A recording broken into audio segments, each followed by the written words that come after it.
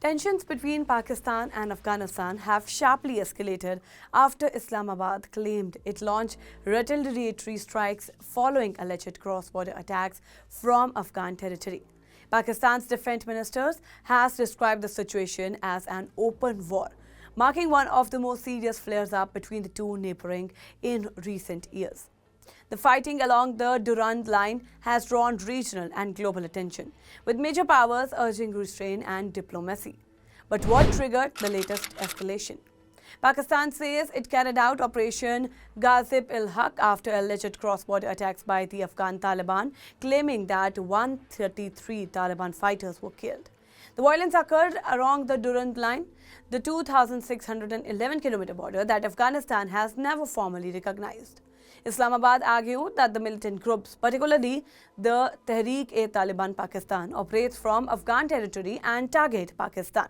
Kabul has historically rejected Pakistan's claim and disputed the legitimacy of the Durand Line. What does India stand?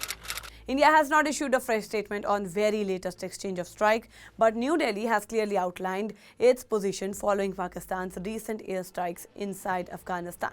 India condemned Pakistan's attack, saying they caused civilian casualty, including women and children, during Ramadan. The Ministry of External Affairs in Pakistan's action were an attempt to externalize its internal failures and reaffirmed India's support for Afghanistan's sovereignty, territorial integrity, and independence. India has also criticized Pakistan's long-standing policy of cross-border terrorism and said Islamabad cannot act with impunity.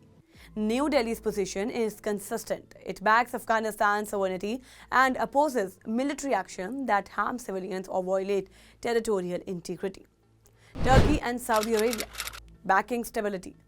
Now, hearing Pakistan's case, Turkey and Saudi Arabia engaged diplomatically with Pakistan following the escalation. Pakistan's Foreign Minister Ishaq Dar told Turkish Foreign Minister Hakan Fidan that Islamabad had responded to what it called unprovoked Afghan aggression.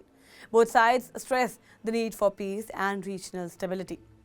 Dar also spoke with Saudi Foreign Minister Faisal bin Farhan, with both leaders underlining the importance of stability and continued engagement. Notably, Pakistan and Saudi Arabia have a defense cooperation agreement, adding strategic weight to Riyadh's interest in de-escalation. China and Russia push for restraint. Talking about China and Russia have called for calm and diplomacy. China, which maintains close ties with both Pakistan and Afghanistan through a tri-party mechanism, urged both sides to show restraint, stop hostilities and resolve disputes through dialogue and consultation. Russia expressed concern over the sharp escalation involving regular forces, air power and heavy weapons, warning of civilian casualties. Moscow called on both friendly countries to end the confrontation and return to political and diplomatic channels. Russia's special envoy for Afghanistan also appealed for an immediate halt to mutual attacks. Talking about Iran, he called for dialogue. Now, during Ramadan, Iran urged both neighbors to resolve differences through dialogue and good neighborly relations. Tehran offered to facilitate talks and highlighted Ramadan as an opportunity to ease tensions and promote unity in the Islamic world. Why this matters regionally? Now, Pakistan-Afghanistan border has long been violated due to militant activity, disputed border and mistrust.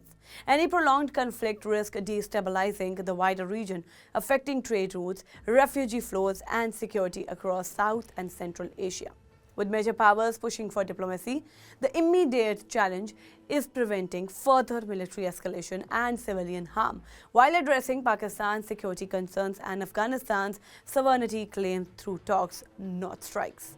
That's all for now in this explainer. Stay tuned to the Savera. Download the app. Follow us on various social media platforms.